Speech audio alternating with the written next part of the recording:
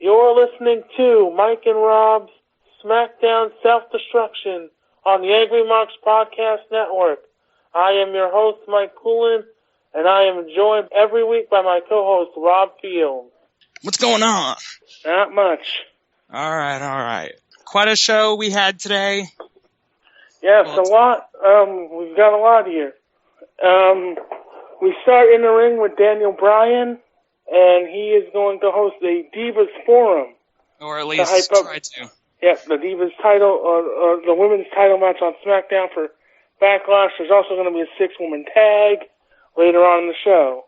And that's going to be a theme. There's a lot of tags on this show. Definitely. Yep.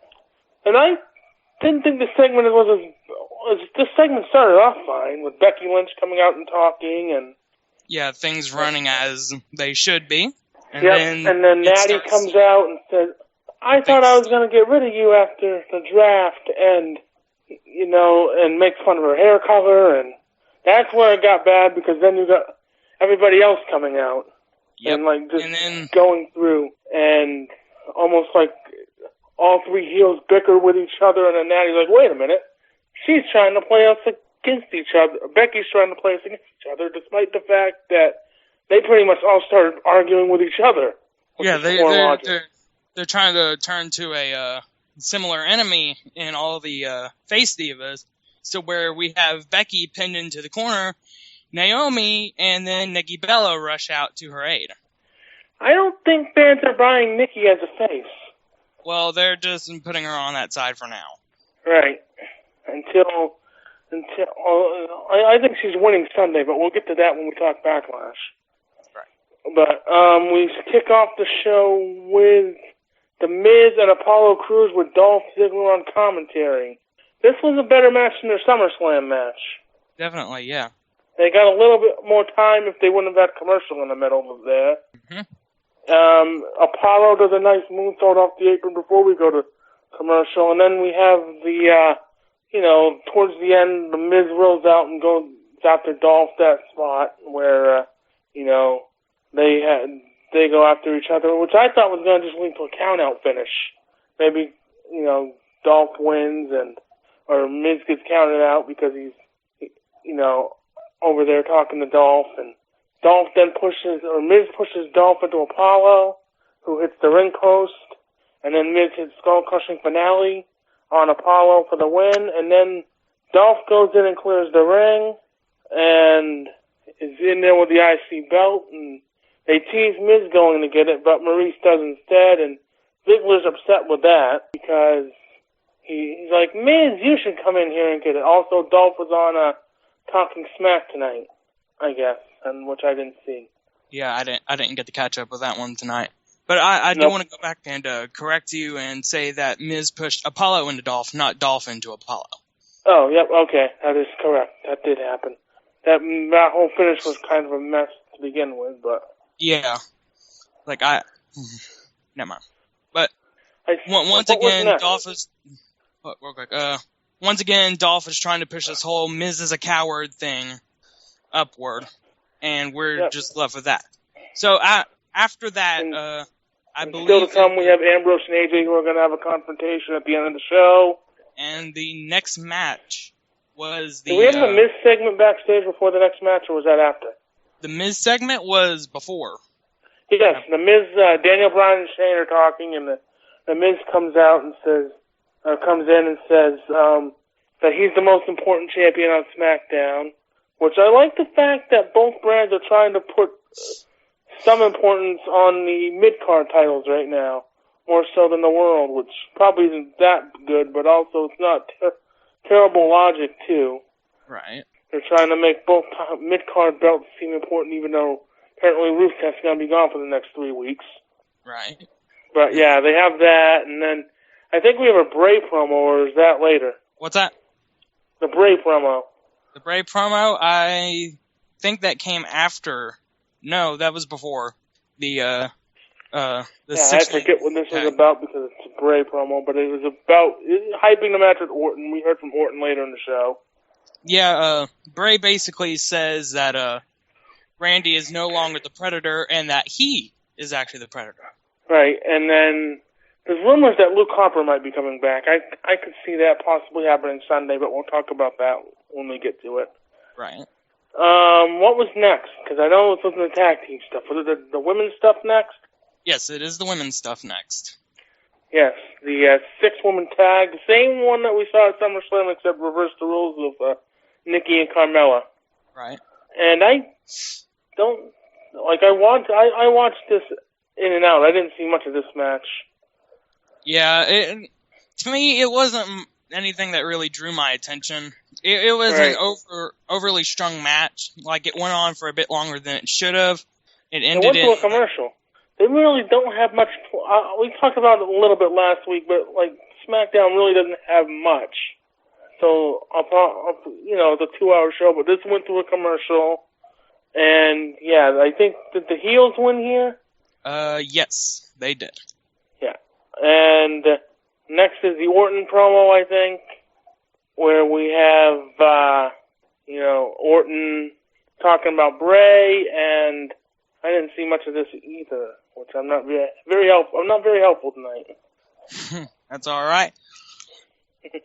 Well, after that promo went on was the match between American Alphas and the Usos. Ooh, yes, this is one of the big parts of the show here, where Alpha basically beats the Usos in like under a minute. Right. And then the Usos turn heel, finally. Yeah. And we'll get into it later, but they announced, of course, that Gable is going to be out for 2 to 4 weeks, which would put him out until around No Mercy, if not the week before. All right, so American Alpha is now out of the tag title tournament. Yeah, which is unfortunate, but I think it's also probably a way to... I think they're going with the Cinderella angle with another team, so I think it's a way to maybe get that other team to win the titles and then maybe drop them quick. Right. Just kind of to make sure that Heath Slater does get signed on. Yeah, the 1, 2, 3 Kid Bob Holly type thing, where it's a 1-night or 2-night reign, I guess, in this case. Right. And then we have Fandango in the ring doing a Rick Rude style. He has the girl in the ring, and in this case, he's going to dance with her, and he talked about her tattoos for some reason. Yeah, just trying to fill the air, I assume. And then after Fandango shoos her out of the ring, I guess he kind of turns to the locker room and says, will someone come out and try and be a better dancer? Kane comes out. Yeah. JBL, I've never seen Kane dance in 20 years. And it's You're not going to do it now. Nope. Came out there, just chokeslammed him to shut him up. Yep, and leave. Arrive, chokeslam, leave. There's your t-shirt. And that brings us to the next tag tournament match, which is Hype Bros and Rhino and Heath. Yeah, Heath comes out of the gate looking really strong at first, and then Heath's family is in the crowd, by the way. Yeah, that's right. So I guess it was extra special to him this night, especially. Yeah. Heath comes out looking. He's getting over with this whole wanting a contract thing, which is good for him. Yeah, definitely. The free agent angle is definitely working. Yeah. And, of course, him and Rhino get the win, and they'll be in the finals, but who will they face with Alpha out now? Oh, I don't know. In a minute. And we also have, what is it? The Ambrose AJ segment is next. And this is fun. Ambrose, tells the girl ring announcer to get out of the ring because AJ Styles is nervous around women, apparently. Yeah, apparently. So, instead of the standard interview angle that you would normally see anywhere else besides the WWE, we're going to go with the standard one-on-one confrontation. And Ambrose gives him a bowling trophy for whatever reason.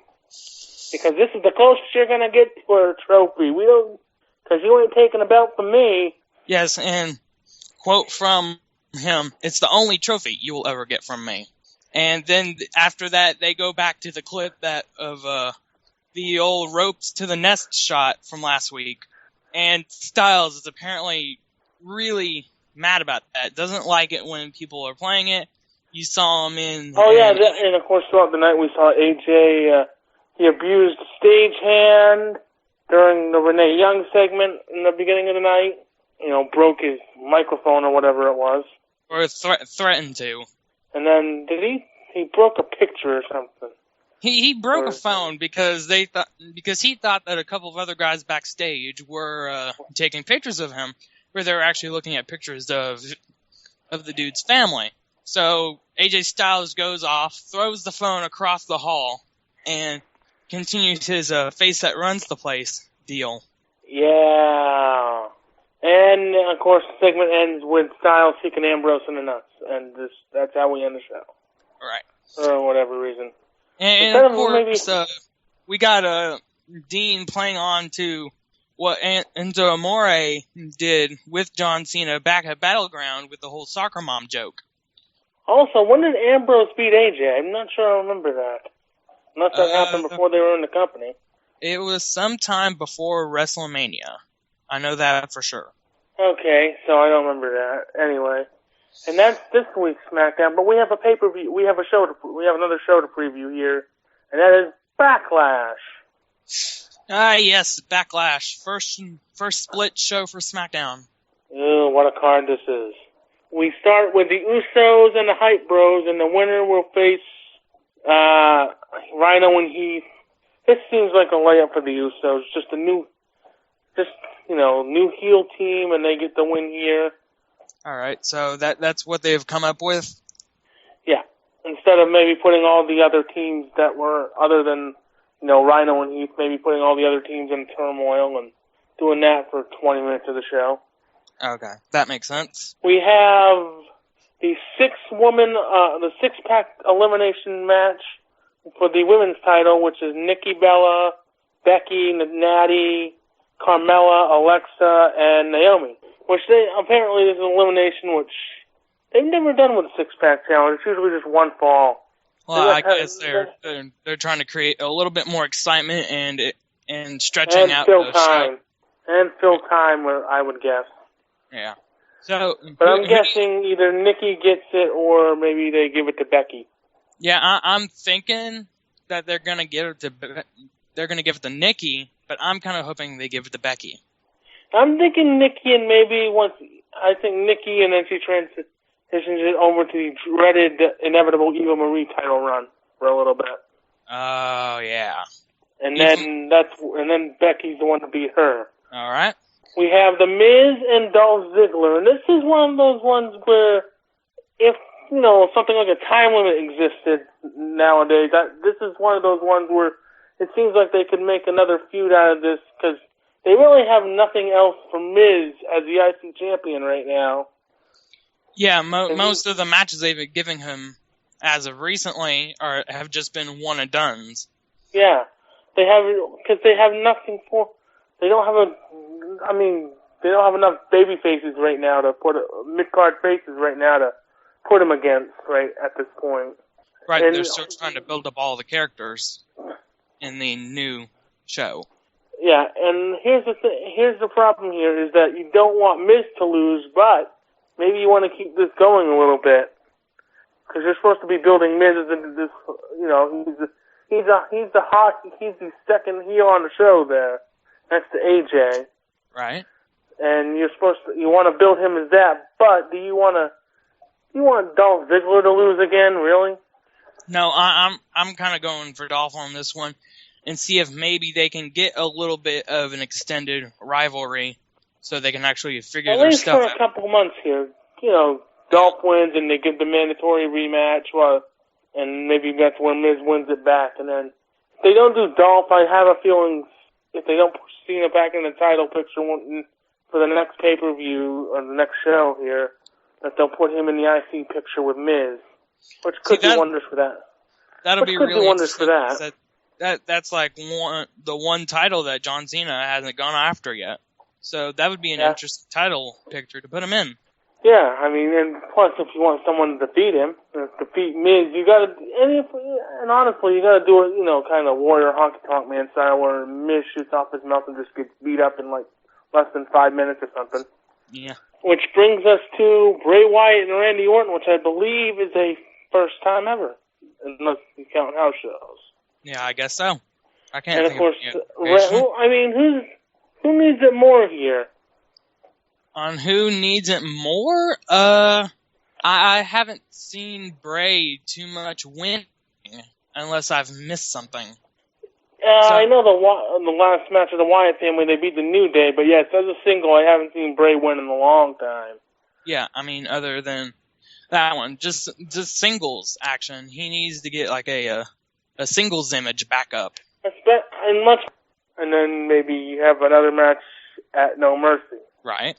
Or Orton maybe gets the win back.